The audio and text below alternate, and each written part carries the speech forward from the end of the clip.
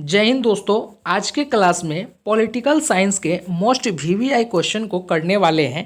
पिछले दो वीडियोस में हम लोगों ने सुपर सेलेक्टेड 10 में है दम उस तरीके के क्वेश्चन 40 कर चुके हैं और आज के सेशन में हम लोग 41वां नंबर प्रश्न से देखने वाले हैं, जो कि टोटल क्वेश्चन आज रहेगा सिर्फ और सिर्फ 20 क्वेश्चन रहेंगे और आप सभी को जो है 20 में 20 सही करने का जो है चाह होना चाहिए और 20 में 20 आप सभी लोग उम्मीद है कि आप लोग कर लेंगे, क्योंकि यह सभी क्वेश्चन जो है आप लोगों ने पहले पढ़ रखा है और अभी जो है आप सभी का सिर्फ और सिर्फ प्रिपरेशन के लिए प्रैक्टिस सेट इस सेशन में इस वीडियो में कराया जा रहा है। तो उम्मीद है कि आप सभी स्टूडेंट काफ़ी अच्छा प्रदर्शन करेंगे। साथियों, एक चीज़ आप सभी को मैं बता दूं कि जब तक आप सभी का एडमिट कार्ड नहीं आ रहा है तब तक आप लोग यह इस तरीके से छोटे छोटे वीडियोस आप लोग देखें। उसके बाद जैसे ही आप सभी का जैसे एडमिट कार्ड आ जाएगा तो आप लोग जो है पढ़ने का स्तर जो और बढ़ाएंगे, क्योंकि हमने देखा है कि आप लोगों का अभी जैसे पर्व का समय चल रहा है तो आप लोग अभी जो है थोड़ा और कम पढ़ेंगे, ये मुझे पता है। जैसे दिवाली, छठ पर्व, ये सभी में सभी लोग व्यस्त रहते हैं, यहाँ तक मैं भी रहूँगा। तो आप लोगों के लिए मैंने सोचा है कि अभी इधर 5 दिन बचा हुआ है तो हिंदी का, पॉलिटिकल साइंस, बायोलॉजी, यह सभी चीज़ों को एक दिन में 3-4 सीरीज़ लाया जाए और आप सभी के लिए ज़्यादा से ज़्यादा पढ़ा दिया जाए, ताकि दिवाली, छठ, ये सभी में वो सभी चीज़ें मैनेज कर लिया जाएंगे। ठीक है, तो आशा करता हूँ कि जितने भी वीडियोस आएंगे आप सभी लोग अच्छे से देखेंगे और 20 क्वेश्चन का जितने भी सीरीज़ रहेगा वो उसमें 20 में 20 आप लोग अटेम्प्ट करेंगे और ईमानदारी पूर्वक जितने भी क्वेश्चन सही होगा वो आप लोग कमेंट बॉक्स में बताएंगे। चलिए स्टार्ट करते हैं पहला प्रश्न से। और स्टार्ट करने से पहले आप सभी को फिर से बता दें, अगर इस चैनल पर पहली बार आए हैं तो इस चैनल को सब्सक्राइब कर लें और इस वीडियो को एक लाइक अवश्य कर दें। चलिए क्लास को, सेशन को स्टार्ट करते हैं 41वां नंबर प्रश्न से और उम्मीद करते हैं कि सभी स्टूडेंट एक बार जो है पहला प्रश्न को सही करेंगे। एक भी स्टूडेंट जो है यह प्रश्न को गलत नहीं करेंगे। बीच वाले प्रश्न में गलत करेंगे लेकिन इस वाले प्रश्न में जो है गलत नहीं करना है। क्वेश्चन आप सभी से क्या कर रहा है कि भारत में नीति आयोग कब स्थापित किया गया था। काफ़ी सिंपल प्रश्न है और ऐसे ही प्रश्न आप सभी के आएंगे और आप सभी को ना पता रहेगा तो आप सभी का आराम से विकेट गिर जाएगा, क्लीन आउट। ए 2003 में, बी 2014 में, सी 2015 में या डी 2016 में। क्वेश्चन कितना सिंपल है, भारत में नीति आयोग कब स्थापित किया था। तो नीति आयोग जो है नरेंद्र मोदी द्वारा जो है यह स्थापित किए गए थे कब, 2015 में। तो सवाल नंबर 41 का राइट ऑप्शन जो हो जाएगा वो ऑप्शन आपका सी हो जाएगा। आशा करता हूँ पहला क्वेश्चन आप सभी का जो है सही हुआ होगा। अगला क्वेश्चन सवाल नंबर 42 आप सभी का क्या पूछा जा रहा है, थोड़ा सा जूम ऑफ करें और आप सभी को स्पष्ट रूप से दिखाएं। नेक्स्ट क्वेश्चन सवाल नंबर 42 कि 1961 में पहली बार दोनों सदनों में गतिरोध दूर करने के लिए संयुक्त अधिवेशन किस विधेयक के लिए बुलाया गया था। 4 ऑप्शन दिया गया है और सभी के सभी साधारण प्रश्न है और यह सभी प्रश्न आप सभी को गर्दा उड़ा देना है। दहेज निरोधक विधेयक के लिए, बी जम्मू और कश्मीर पुनर्गठन विधेयक के लिए, या सी आतंकी विरोधी विधेयक के लिए, या डी आपदा प्रबंधक विधेयक के लिए। तो 1961 में पहली बार दोनों सदनों में गतिरोध दूर करने के लिए संयुक्त अधिवेशन जो है दहेज निरोधक विधेयक के लिए बुलाया गया था। तो राइट ऑप्शन जो हो जाएगा आपका वो राइट ऑप्शन आपका ए हो जाएगा। सवाल नंबर 42 का जो सही ऑप्शन होगा वो ऑप्शन आपका ए हो जाएगा। नेक्स्ट क्वेश्चन की ओर चलते हैं। सवाल नंबर 43 जो कि क्वेश्चन का यह सीरीज का तीसरा प्रश्न रहेगा। नेक्स्ट क्वेश्चन सवाल नंबर 43 आप सभी से क्या पूछा जा रहा है कि निम्न में से कौन सा प्रस्ताव सिर्फ लोकसभा में ही अनुमोदित हो सकता है। ए आप सभी का निंदा प्रस्ताव दिया गया है, 4 ऑप्शन, 3 ऑप्शन और बचा हुआ है। बी स्थगन प्रस्ताव, सी ध्यान आकर्षण प्रस्ताव, या डी अविश्वास प्रस्ताव। तो आप सभी को बताना है सवाल नंबर 43 का कौन सा ऑप्शन सही होगा। तो सबसे इसका जो है लोकसभा में जो है प्रस्तावना जो है सिर्फ अनुमोदित हो सकता है, तो पहला निंदा प्रस्ताव जो कि यह सही है। दूसरा जो है आपका स्थगन प्रस्ताव जो कि ये भी सही है और तीसरा जो है आप सभी का वो है अविश्वास प्रस्ताव। तो सवाल नंबर 43 का जो राइट ऑप्शन हो जाएगा वो ऑप्शन आपका डी हो जाएगा, निंदा, स्थगन और अविश्वासन प्रस्ताव।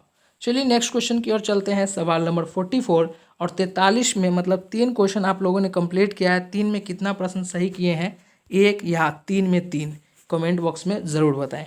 चलिए 44 सवाल नंबर 44, भारतीय संविधान को अपनाया गया था किसके द्वारा? ए संवैधानिक सभा द्वारा, बी ब्रिटिश संसद द्वारा, या सी गवर्नर जनरल द्वारा, या डी भारतीय संसद द्वारा। काफ़ी अच्छा, मतलब फुल टॉस बॉल है, एकदम फुल टॉस। ये क्वेश्चन को तो गलत आप सभी को करना ही नहीं चाहिए।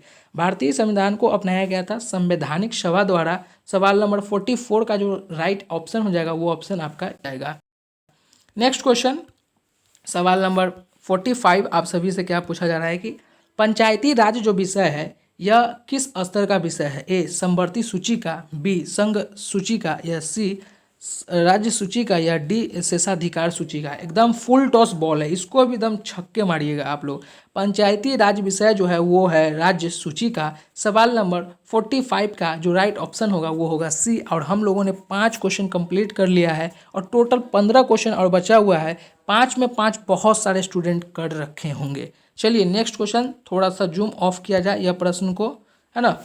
चलिए नेक्स्ट क्वेश्चन, सवाल नंबर 46 आप सभी से क्या पूछा जा रहा है कि भारतीय संविधान में कौन सा मूल अधिकार मानव की दुर्व्यवहार को निषिद्ध करता है? ए शोषण के विरुद्ध अधिकार, बी स्वतंत्रता का अधिकार, या सी समता का अधिकार, या डी संवैधानिक उपचारों का अधिकार। ये भी फुल टॉस बॉल है, इसको भी दम आप लोग जो है छक्का मार सकते हैं। भारतीय संविधान में कौन सा मूल अधिकार मानव की दुर्व्यवहार को निषिद्ध करता है? तो वो है शोषण के विरुद्ध अधिकार। सवाल नंबर 46 का जो राइट ऑप्शन होगा वो ऑप्शन आपका ए हो जाएगा।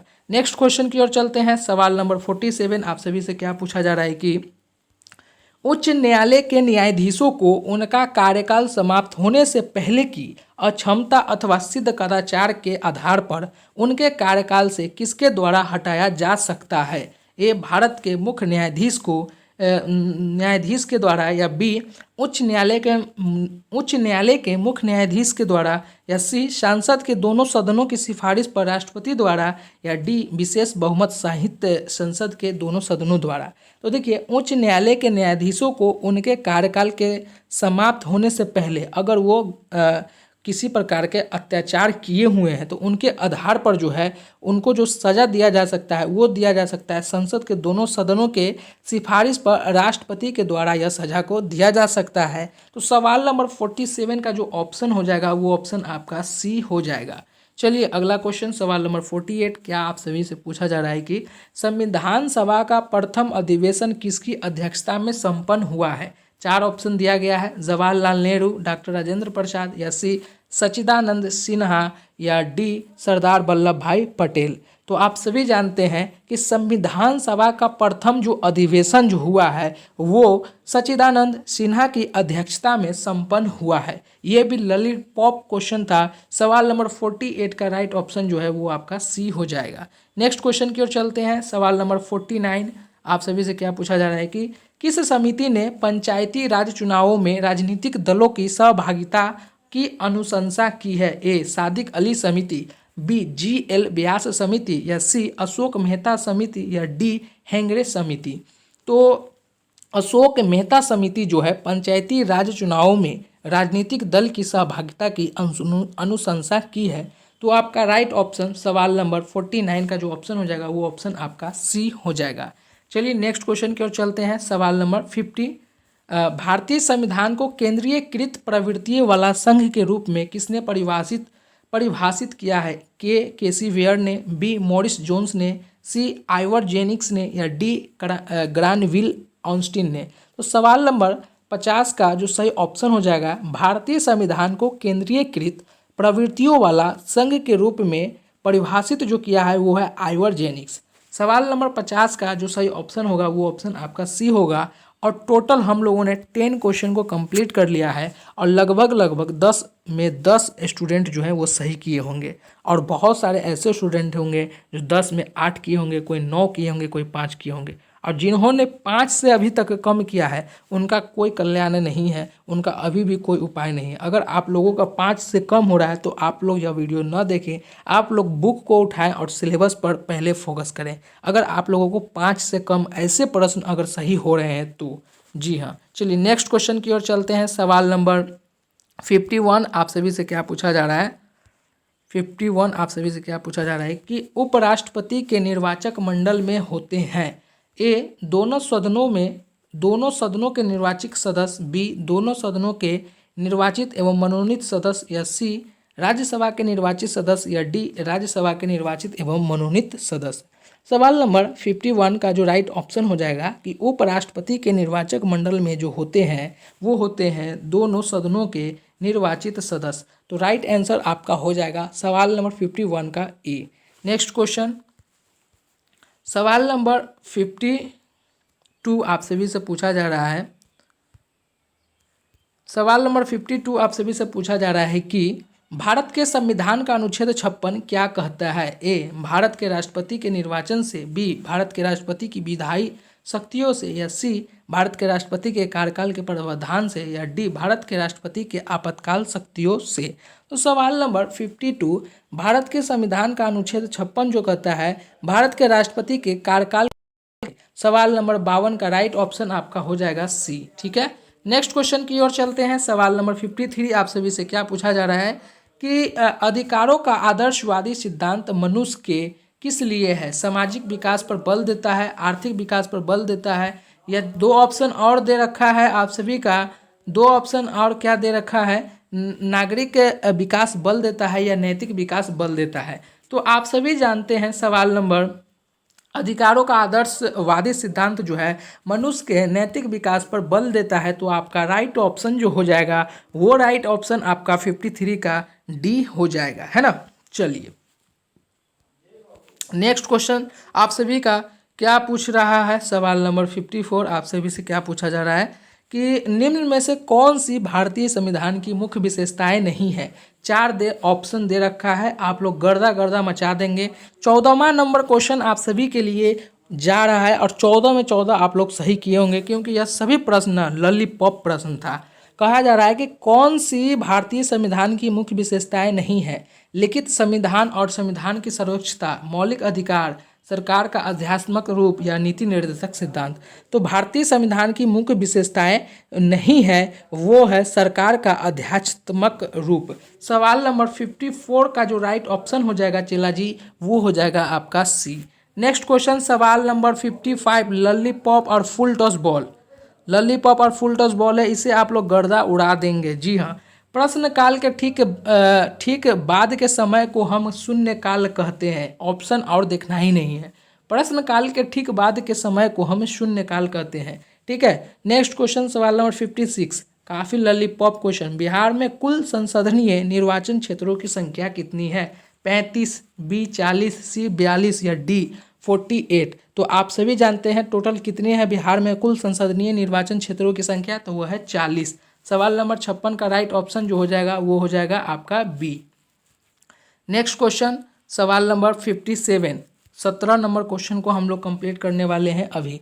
भाषण और अभिव्यक्ति की स्वतंत्रता का अधिकार किस में प्रदत्त है? संविधान अनुच्छेद 15A में, बी संविधान का अनुच्छेद 19 में, या सी संविधान का अनुच्छेद 20 में, या डी अनुच्छेद 21 में। तो भाषण और अभिव्यक्ति की स्वतंत्रता का अधिकार जो प्रदत्त है वो है संविधान के अनुच्छेद 19 में। सवाल नंबर 57 का राइट ऑप्शन आपका बी हो जाएगा। नेक्स्ट क्वेश्चन की ओर चलते हैं। सवाल नंबर 58 आप सभी से क्या पूछा जा रहा है कि भारतीय संविधान के अनुच्छेद 368 जो है किससे संबंधित है? देश में आपातकाल, जम्मू और कश्मीर से, बी देश में आपातकाल से, या बी जम्मू और कश्मीर से, या सी राष्ट्रपति के शासन से, या डी संविधान के संशोधन से। तो भारतीय संविधान के अनुच्छेद जो है 368 जो है वो संबंध है संविधान के संशोधन से। तो राइट ऑप्शन जो हो जाएगा आपका 58 का वो हो जाएगा डी।